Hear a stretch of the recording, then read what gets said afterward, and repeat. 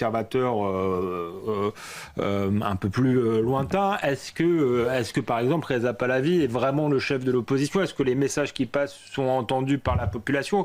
J'ai pas la réponse, mais je pense qu'il y aura une solution politique, quelle qu'elle soit. Je pense Manal aussi... Chirali va vous répondre. Oui, mais c'est une question ouverte, mais je pense que même en dehors du chat, ce qui me frappe dans cette guerre, c'est le degré d'information dont disposent les Israéliens notamment et les Américains. C'est dû à leur supériorité technologique, mais je pense que c'est dû aussi à du renseignement humain.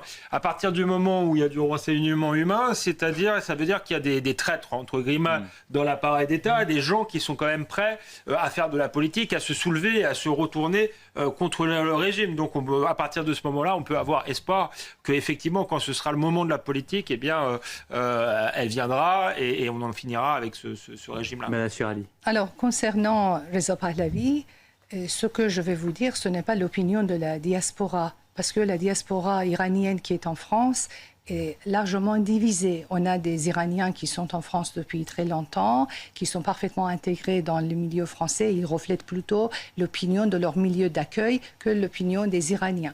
On a aussi une diaspora iranienne en France qui vient d'arriver, qui a gardé des relations extrêmement fortes avec les Iraniens sur place, mais cette partie de la diaspora n'a pas la parole parce qu'elle ne maîtrise pas le français. Et on a vu quelques membres de cette partie de la diaspora, quand ils viennent dans les médias, ils se font ridiculiser par les autres experts du plateau parce que ces personnes ne maîtrisent pas le français. Et eux, par contre, leur parole par rapport à mes observations de terrain. Moi, je suis tout simplement sociologue et rien d'autre, modestement sociologue, et je parle uniquement de réseaux que j'ai pu constituer pendant 10 ans à travers les réseaux sociaux. Après, je les ai approfondis, je suis allée à leur rencontre.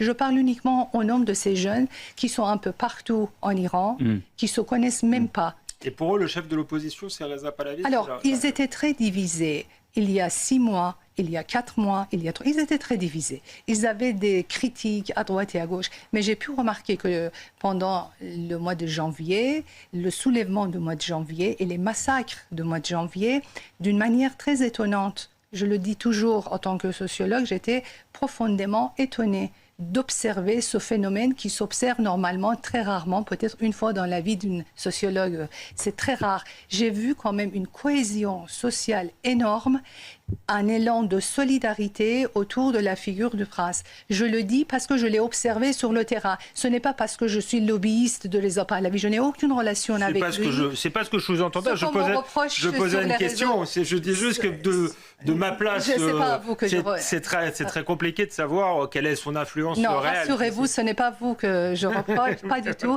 C'est tout simplement, c'est que systématiquement, sur les réseaux sociaux, on me présente comme lobbyiste. Vous savez, si les Iraniens défendaient la République islamique, j'aurais dit les Iraniens défendent la République islamique. S'ils défendaient les Moudjahidines du peuple, j'aurais dit ce sont les Moudjahidines du peuple. Mais le fait est que ce n'est pas le cas. Les Iraniens détestent la République islamique. Les Moudjahidines du peuple n'ont absolument aucune assise populaire.